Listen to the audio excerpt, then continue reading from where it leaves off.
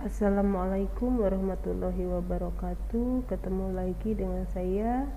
Pada pertemuan kali ini kita akan membahas ekuitas.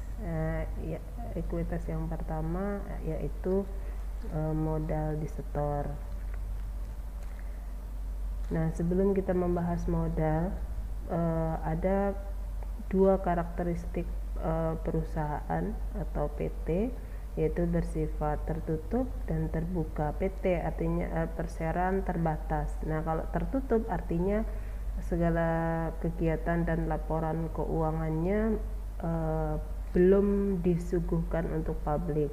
Nah, kalau yang terbuka biasanya di belakang nama PT-nya itu ada kode TBK. Ya, ini artinya terbuka. Nah, perseroan dengan kategori atau karakteristiknya terbuka ini adalah dia menerbitkan saham untuk publik di pasar modal. Jadi kita sebagai masyarakat bisa membeli melalui pasar modal. Ekuitas itu komponen ekuitas itu terdiri dari modal disetor dan saldo laba. Dan sebenarnya ada lagi penghasilan komprehensif lainnya gitu ya. Nah, tapi komponen utama adalah modal disetor dan saldo laba. Kepemilikan seseorang atau organisasi itu menggunakan lembar saham. Bukti kepemilikannya berupa saham. Jadi bukan uang tunai tapi berupa saham. Berikut ada 1, 2, 3, 4. Ini pembagian keuntungan atau kerugian. Kalau memang perusahaannya itu rugi, itu secara proporsional sesuai dengan persentase kepemilikan. Jadi kalau untung atau rugi, nanti kalau untung dapat untungnya juga sesuai dengan persentase kepemilikannya gitu. Kemudian partisipasi dalam manajemen seperti hak suara untuk menunjukkan direksi dan komisaris, penunjukan gitu ya, secara proporsional juga sesuai dengan presentasi kepemilikan. Jadi kalau dia kecil sahamnya, dia nggak mungkin mempunyai hak suara yang lebih banyak gitu. Kemudian pembagian aset saat likuidasi secara proporsional juga sesuai dengan persentase kepemilikannya sama ya. Jadi semua sesuai dengan persentasenya. Hak prioritas untuk membeli saham yang baru diterbitkan secara profesional juga sama. Jadi semua disesuaikan dengan persentase kepemilikannya. Karena dalam satu perusahaan itu bisa dimiliki oleh satu atau lebih pemilik gitu ya. Nah, modal disetor itu ada dua jenis, atau saham itu yang diterbitkan oleh perusahaan itu ada dua jenis, yaitu saham biasa dan saham preferen. Apa bedanya? Kalau saham biasa seperti yang minggu lalu saya sudah jelaskan, ini merupakan kepemilikan perusahaan residual karena menanggung seluruh kerugian dan menerima manfaat terbesar atas kesuksesan perusahaan dan tidak ada jaminan untuk memperoleh dividen atau pada saat likuidasi atau hasil penjualan asetnya. Jadi kalau pemilik saham biasa itu kalau rugi ya dia akan menanggung rugi duluan, tapi kalau untung maka keuntungannya akan dibagi duluan. Beda dengan saham preferen. Saham preferen ini timbul karena kontrak dengan pemegang saham. Jadi berbeda ya, ini haknya lebih besar atas perusahaan tersebut. Dan bersedia mengorbankan beberapa hak tertentu untuk mendapatkan kepastian lainnya. Jadi seperti prioritas pembagian saham ini diputuskan dari rapat umum pemegang saham gitu ya. Jadi kalau pemegang saham preferen ini berbeda. Tadi jenis ekuitas yang lain adalah saldo laba. Saldo laba itu apa sih? Bagian dari ekuitas pemegang saham yang berasal dari akumulasi laba bersih yang tidak dibagikan. Jadi kalau misalnya ada keuntungan perusahaan, laba perusahaan tidak dibagikan ke pemilik, maka laba-laba tersebut ditampung di akun namanya saldo laba. Jadi di situ adalah akumulasi laba-laba yang tidak dibagikan. Nah, kalau nanti akan pembagian laba atau namanya adalah pembagian dividen, itu ngambilnya dari saldo laba tersebut, karena yang boleh dibagikan adalah keuntungan perusahaan. Kalau modal tidak boleh dibagi. Begitu. Nah, kenapa perusahaan memutuskan untuk tidak membagikan saldo labanya? Salah satunya adalah untuk pengembangan usaha, atau ada ini contoh di sini adalah pembelian aset tertentu, mengembangkan usaha, menambah, misalnya ada butuh mesin baru nih misalnya, atau butuh gedung baru, itu diambilkan dari, jadi untuk penambahan modal. Nah, ekuitas yang berikutnya adalah hasil atau penghasilan komprehensif lain. Nah, akun yang mempengaruhi nilai ekuitas yang tidak terkait langsung dengan pemegang saham ini yang adalah penghasilan komprehensif lainnya. Contohnya adalah saldo keuntungan atau kerugian yang belum terrealisasi dari investasi sekuritas kategori tersedia untuk dijual. Jadi ada saldo keuntungan atau kerugian di masa yang akan datang, jadi belum terrealisasi. Modal dasar adalah jumlah modal maksimal yang dapat diterbitkan yang tercantum dalam akta atau anggaran dasar. Jadi itu modal dasar, berarti modal awal, penerbitan awal ya. Nah, dua jenis saham biasa yang dapat diterbitkan adalah saham biasa dengan nilai nominal dan tanpa nilai nominal.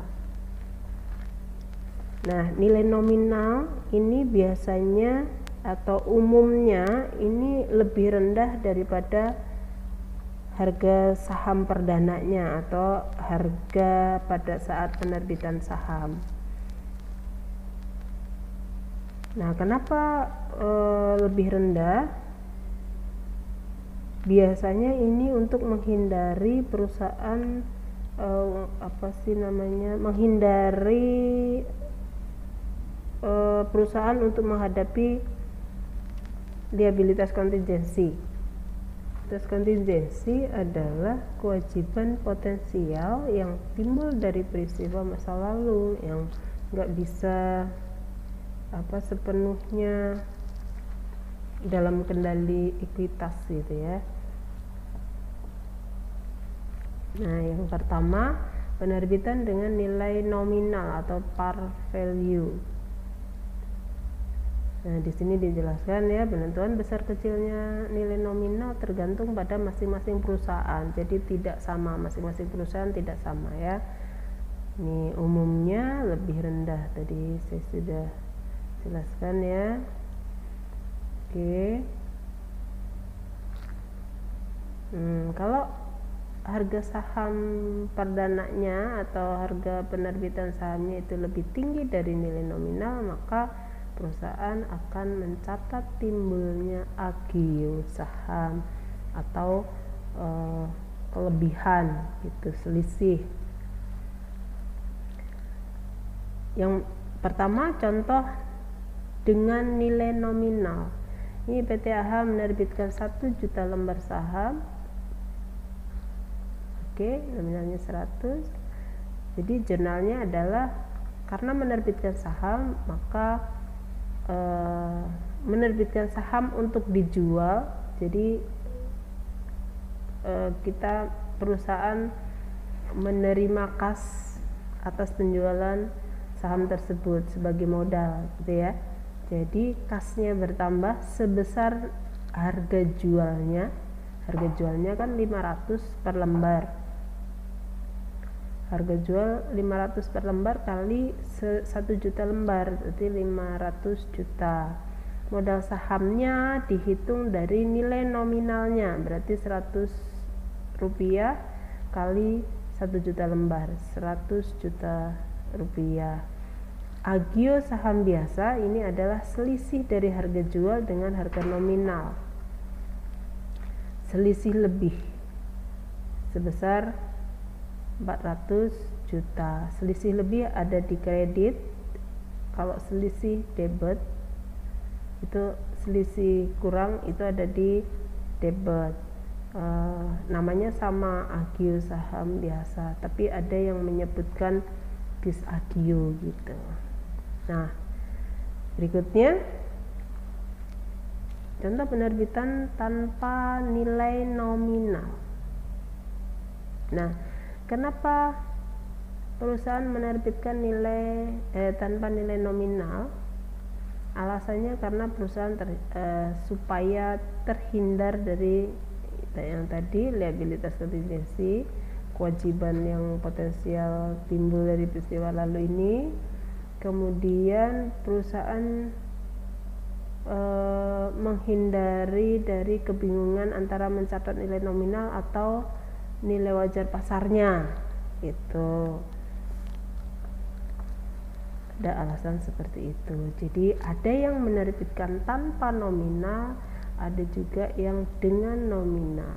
Nah, ini contohnya. Karena tanpa nominal, maka di sini hanya ada harga jualnya aja. Jadi pencatatannya adalah kas pada modal saham biasa, itu aja. Jadi nggak ada nilai nominalnya.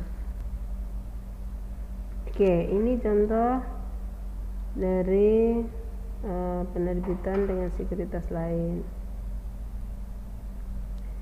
Nah, metode proporsional ini digunakan nilai pasar dari saham yang ada, saham biasa dan saham preferen ini diketahui, saham preferen terutama ya, diketahui. Jadi menghitungnya secara proporsional sesuai dengan persentase harga yang ada. Secara proporsional dikalikan ini 40%, alokasinya berarti 540, saham preferennya 60% dikali 1,35 miliar dapat 810 juta. Jadi secara proporsional sesuai dengan nilai pasarnya berdasarkan persentase dari jumlah atau total saham yang diterbitkan. Nah, yang kedua ini metode inkremental. Metode inkremental ini digunakan apabila nilai pasar dari saham preferen tidak diketahui, sehingga dibuat alokasinya yang pertama saham biasa. Kalau saham biasa nilai pasarnya kan ada, tinggal mengalihkan ini 600 juta. Jadi dana yang diperoleh kan 1,35 miliar. Nah, ini saham biasa berarti jumlahnya 600 juta, sisanya untuk saham preferen gitu, karena tidak diketahui nilai pasarnya, jadi nggak bisa secara proporsional. Berikutnya penerbitan secara non tunai. Jadi penerbitan saham tetapi non tunai. dilakukan ketika perusahaan melakukan transaksi untuk membeli aset atau properti atau memperoleh pelayanan dalam bentuk lain selain tunai gitu ya. Jadi perusahaan akan mencatat saham yang diterbitkan sebesar nilai wajar dari barang tersebut. Jadi barang tersebut nilainya berapa saat itu, nilai wajarnya. Kalau nilai wajarnya barang atau jasa tersebut tidak dapat diukur secara andal, maka sebesar nilai wajar saham yang diterbitkan.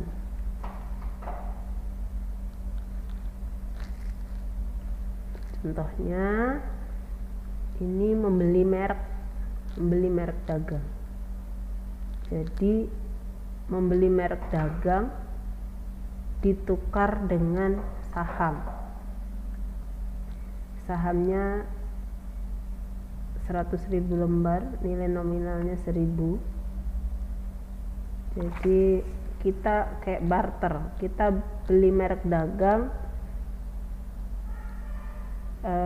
dibayar dengan saham gitu, saham biasa. Jadi saya dapat merek dagangmu, tapi otomatis kamu punya saham di sini gitu.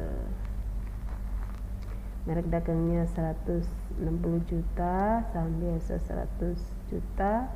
Selisihnya adalah agio saham biasa sebesar 60 juta.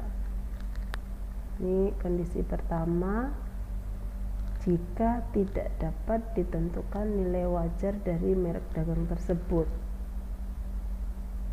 Nah, harga saham per lembar PTHA di 1.600 gitu. Jadi dihargai sesuai dengan harga sahamnya. Dapat menentukan nilai wajar sahamnya, tapi nilai wajar merek dagang dapat ditentukan atau dapat diperkirakan sebesar 175 juta. Jadi harga sahamnya disesuaikan dengan nilai merek dagangnya. Merek dagang pada saham biasa, agio sahamnya ini sebesar selisihnya gitu ya.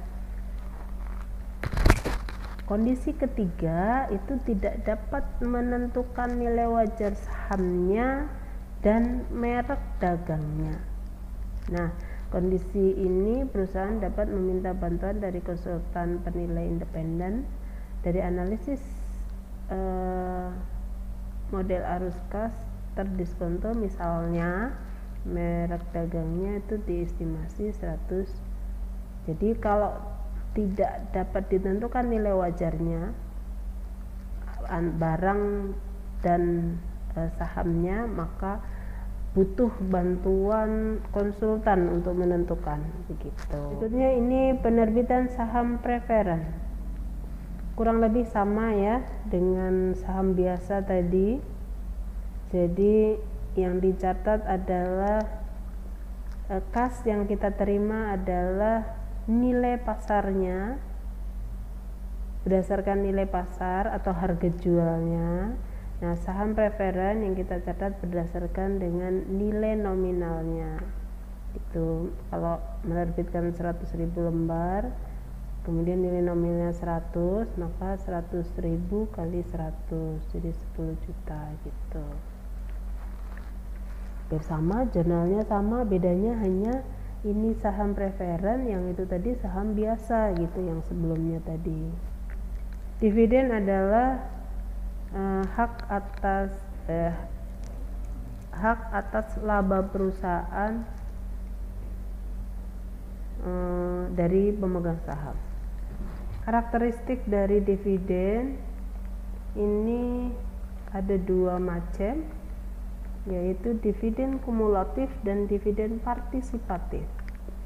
Kumulatif artinya pembagian dividen suatu periode mendahulukan dividen periode sebelumnya yang belum dibagi atau tidak dibagi. Jadi kalau kumulatif artinya kalau misalnya tahun lalu belum dibagi, maka sekarang kalau dibagi maka harus dibagikan yang tahun lalu dulu.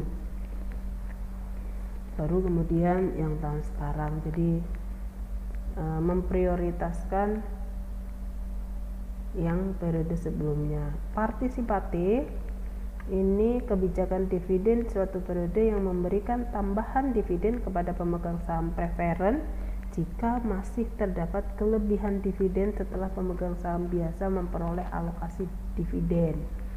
Jadi kalau sudah dibagi sesuai ketentuan, pemegang saham biasa sudah dibagi sesuai dengan persentase yang ada,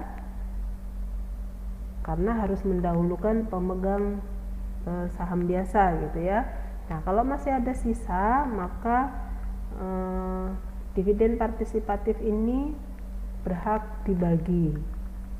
Kalau partisipatif penuh, maka kebagian semua gitu. Tanggal 1 November PT AH melakukan pembagian dividen tunai sebesar 50 juta.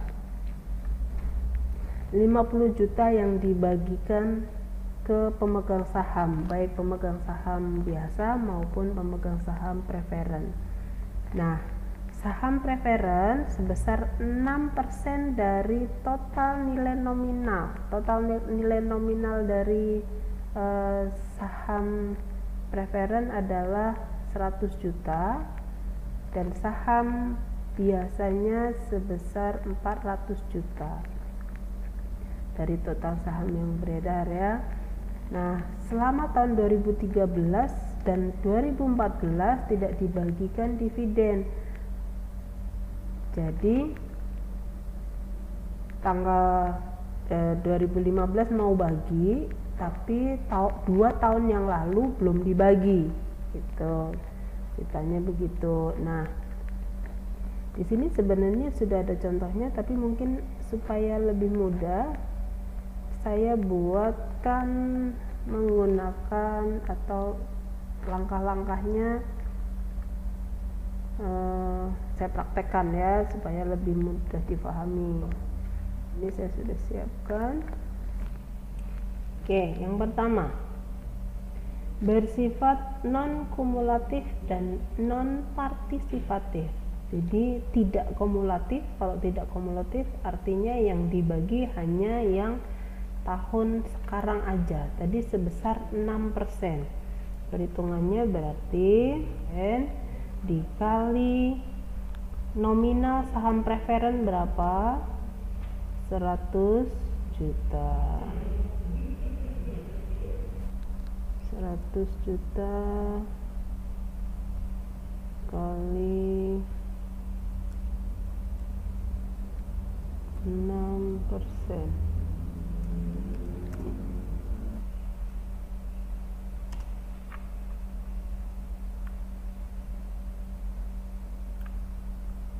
Ini tahun ini aja. Kemudian yang kedua, sifatnya non-partisipatif. Non-partisipatif artinya nggak ada partisipatif sama sekali. Jadi ini sisanya untuk saham biasa. Jadi sisanya berapa? Yang dibagi berapa sih? Tadi 50 juta. Berarti 50 juta kurangi ini, berarti 44 juta. Ini totalnya dipindah ke bawah.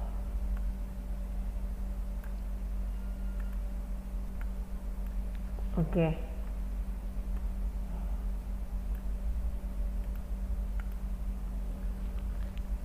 Ini yang pertama. Jadi non kumulatif berarti yang dibagi hanya yang tahun ini aja untuk saham preferen. Non partisipatif jadi tidak ada partisipatif di situ yang dibagikan, nggak ada. Jadi sisanya semua untuk saham biasa. Oke. Yang kedua, bersifat kumulatif dan non partisipatif. Ini kumulatif. Selama 2 tahun 2013 dan 2014 ini belum dibagi, berarti harus mendahulukan yang ini dulu. Jadi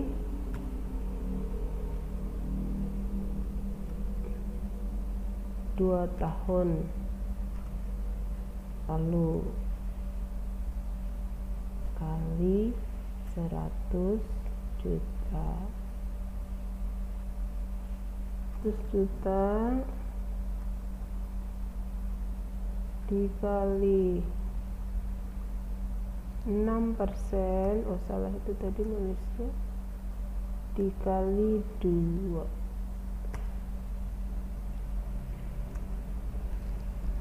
12 juta, ini maksudnya 6%.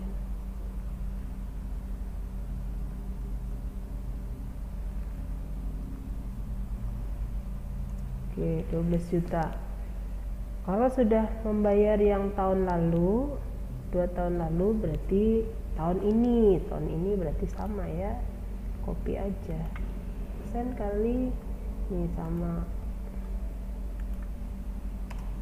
di copy aja. Nah, ini kalau dijumlahkan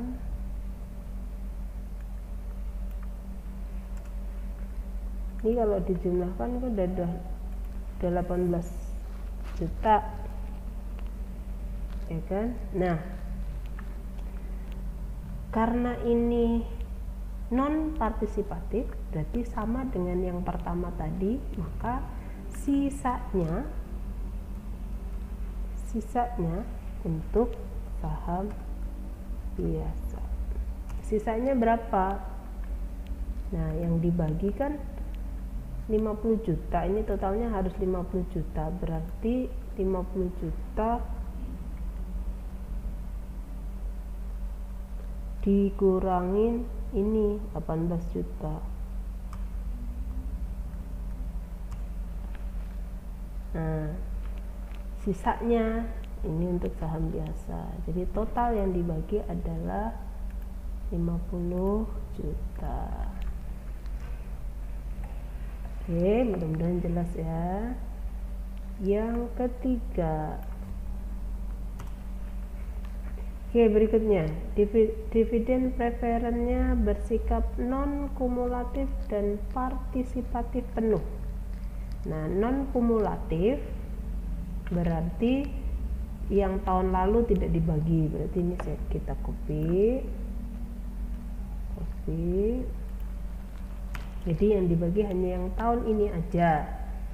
Nah, karena sifatnya partisipatif penuh, maka yang 6% ini saham biasanya kebagian.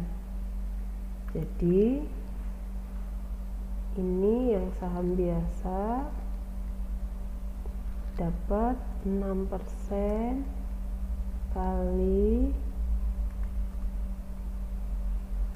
nominal dari saham biasa 400 juta. Jadi kebagian. Nah, yang ini 6%, ini untuk saham biasa.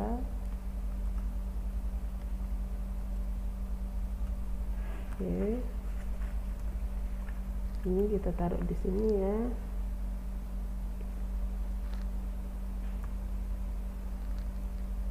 Ratus juta kali 6%. Oke, 24 juta. Oke, udah. Jadi 6% untuk saham preferennya 6 juta, 6% untuk saham biasanya, 6% kali 400 juta, karena 400 juta ini adalah nilai nominal saham biasanya tadi. Oke, terus sisanya ini dibagi untuk semua sesuai persentase.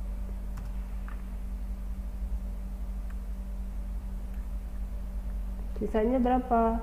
yang dibagi 50 juta, ini sudah dipakai 30 juta, berarti sisanya 20 juta.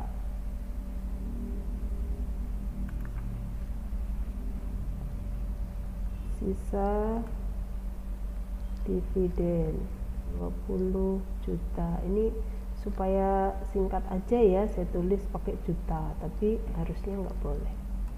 Oke, terus nilai nominal sahamnya, yang saham biasa 400 juta sama dengan 500 juta. Nah, persentasenya berapa? Sama dengan 20 juta. Ini saya kasih ini biar 20 juta dibagi 500 juta dikali 100%. 100 aja ya, kali 100, nggak usah pakai persen. Oke, berarti ini persen, berarti 4%. Oke, berarti 4%. Jadi sisanya di sini untuk preferen 4%, sisanya ini untuk preferen. Ini 4% kali 100 juta.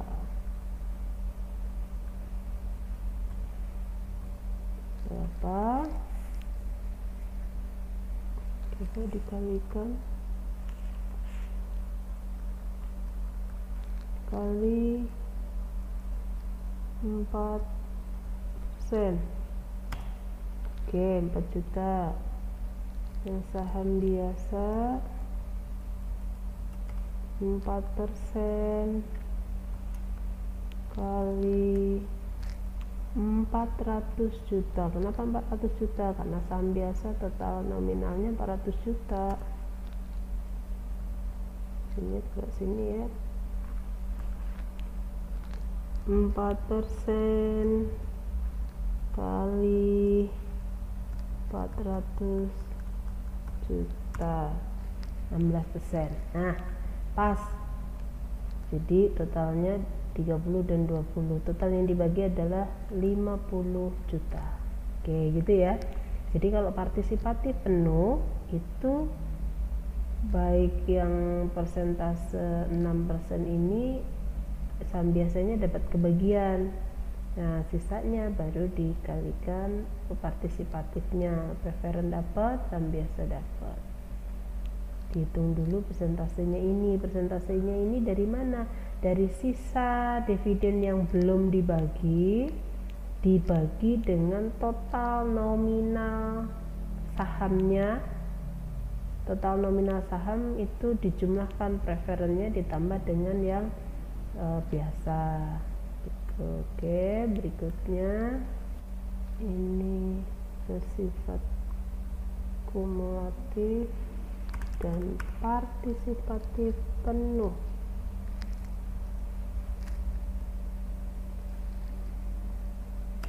Oke.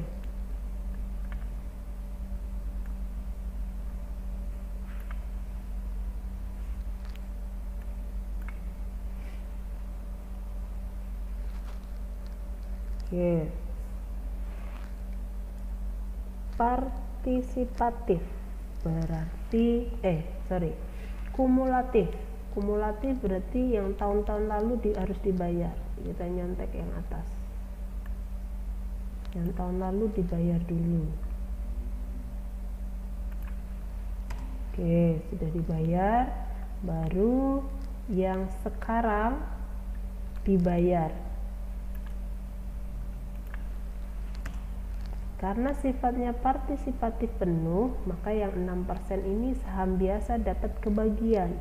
Sama dengan yang ini tadi, kita copy aja. Ini copy. Oke, sudah.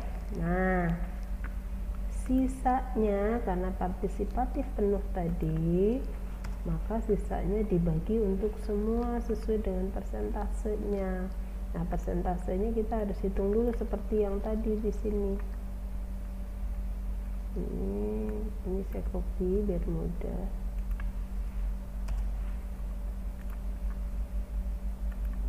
Oke, ini juga saya copy ya. Ya, tinggal ngerubah ntar. Nah, sekarang sisa dividen yang belum dibagi berapa?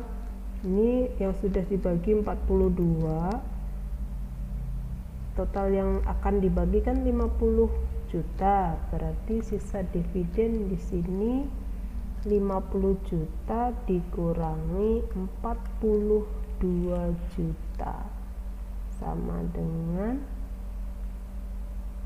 berapa? 8 juta saja.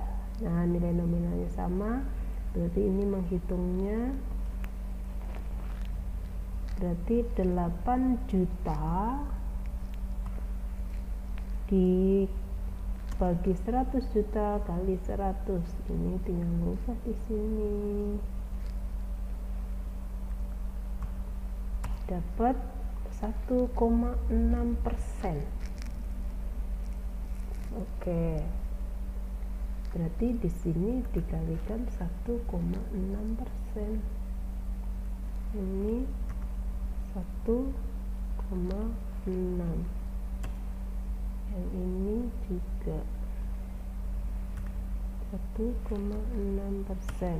Oke, ini saya copy biar mudah, tinggal ngerti ya. Ini diganti, ini kali 1,6. Yang ini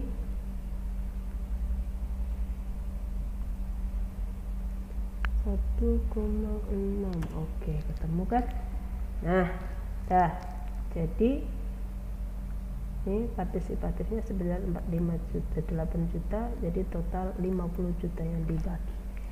Oke, saya rasa cukup mudah ya.